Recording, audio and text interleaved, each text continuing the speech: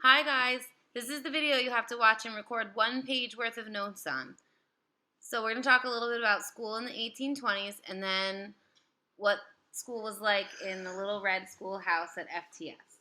So school in the 1820s was a lot different than today. To start with, students as young as 3 went to school, which is similar today because our pre-K students are 3 years old. But they got to stop when they were 16, except for some boys. Some boys, if they had enough money, were able to go until they were 18, but only in the winter when they weren't farming. School started around the same time as we start today, between 8 and 9 o'clock, but they went until 4 o'clock. During that time, they had an hour break for lunch and 2 15-minute recess periods. But they had to walk every day, for the most part, to and from school. Sometimes as far away as 2 miles. The time of year that they went was very different too. They went in the summer months from May through September because they weren't needed on the farm during that period. And then they went from November to April after sort of the busy time in October. Okay, so I was saying that sometimes the boys would go to school in the winter until they were 18. The other thing that's a little bit different is if the plowing time took too long, they would often go to school on a Saturday to make up for that lost time. So a little bit about the schoolhouse. So they went to school. It was usually a one-room schoolhouse. So that's a lot of different ages, 3 to 16, that are in one room. So what they would do generally is take turns with the teacher. So the younger students would do an assignment on the slate copyboard while the older students did what was called recitation, and then they would switch. And the younger kids would do recitation and the older kids would do an assignment on the chalkboards. So they were grouped by ability, not by grade. So you guys go to school K through 12. They would be grouped by how well they were memorizing things. So it didn't matter if you were 10, if you couldn't recite this information back to the teacher, you could be working with 5-year-olds. So you would be considered a struggling student, and the older students would help you. And that was the norm then, that the older, brighter students helped any of the younger or struggling students. A little bit different. Parents still pay for school today in the form of taxes, but in the 1820s, parents paid about $1.50 per student per semester, 2 semesters a year, so $3 a year. That would be about $85 today. School, your parents will tell you, is much more expensive than that today. But I think you get a lot more. Teachers at the time were very strict and often carried a switch or a ruler to hit students on the hand if they weren't following the rules. Students were to remain quiet at all times. You were not allowed to speak unless you were spoken to or unless you were asked to speak. And speaking was the main form of testing. So students were expected to memorize everything from the Bible, poems, short stories, anything like that, and that's how the teacher judged if they learned it. Scientists at the time believed that if you memorized a lot of things, it would help your brain from decaying. It would keep you alive longer, keep your brain active anyway. So education was the responsibility of each individual student. So assignments were not completed on paper because paper was very expensive at the time. So they used slate copyboards and slate pencils, and then if they did really well, then they could copy their very neat handwriting into a copybook with paper using ink and a quill. So some of the things that they studied included orthography, reading, ciphering, recitation, writing, and geography. So I'm going to tell you a little bit about each one of those. Ciphering was like math today. They would study percentages, multiplications, square roots. A lot of times they would be given a problem that would pertain to the farm, and they would have to figure out the problem because that's where they would eventually be using those math skills. They also had orthography, which is spelling, basically. So they would be giving a list of words. They would have to memorize them throughout the week, and then there would be a spelling bee at the end of the week.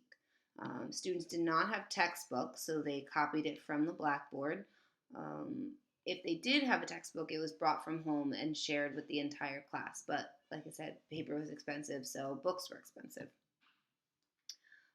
Students studied history of their town usually, history of how America was created, so similar, that's pretty similar to today. They also studied geography, but maps were very expensive, so they usually only studied local geography. If the teacher knew what the United States looked like, then sometimes they would memorize the formation of the country. So obviously they did writing. Neatness was extremely important, like I said, because paper was expensive. And so everything was copied from the blackboard over and over and over again. It was rote memorization and reciting it back and forth to the teacher. They also, like I said, did recitation. So they would recite what they memorized to the teacher, and then they would read. So they had readers that they just kind of like what we have in first and second grade, books that are leveled appropriately for each grade. But they would also read poems and definitely from the Bible. They had to memorize a lot of Bible passages. In New Jersey, the students would often study New Jersey history in addition, but not everywhere.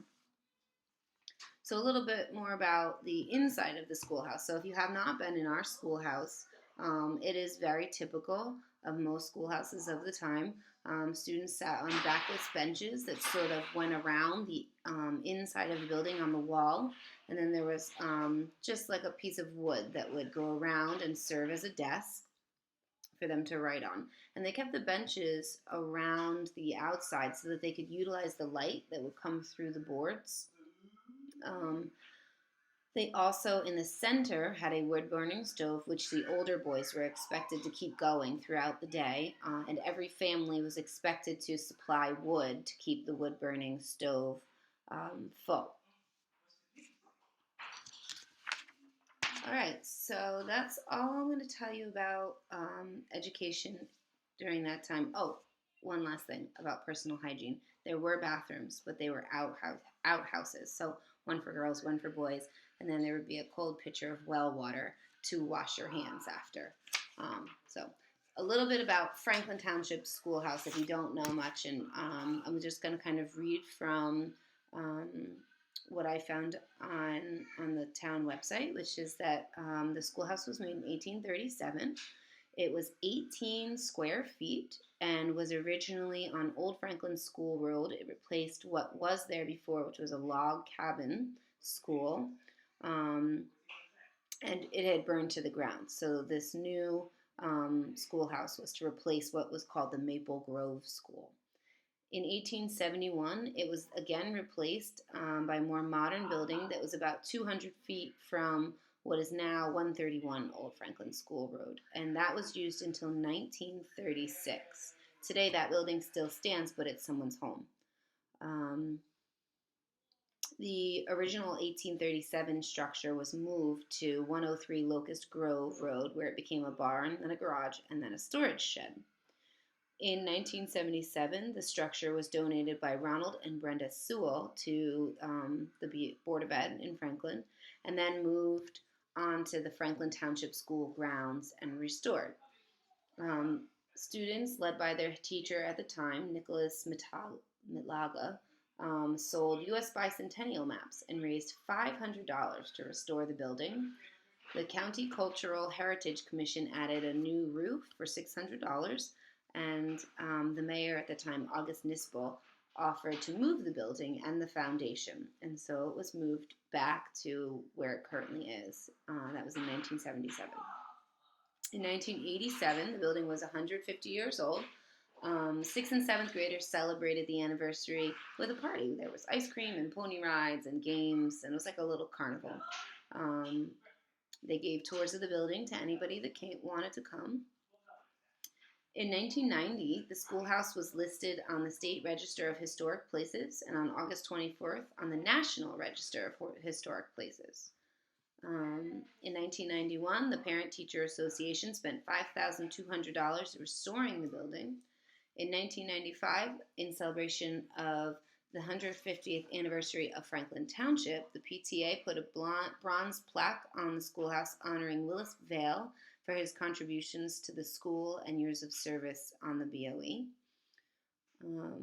In 2009, when the building was 172, it got a new foundation, some exterior repairs, and new exterior paint.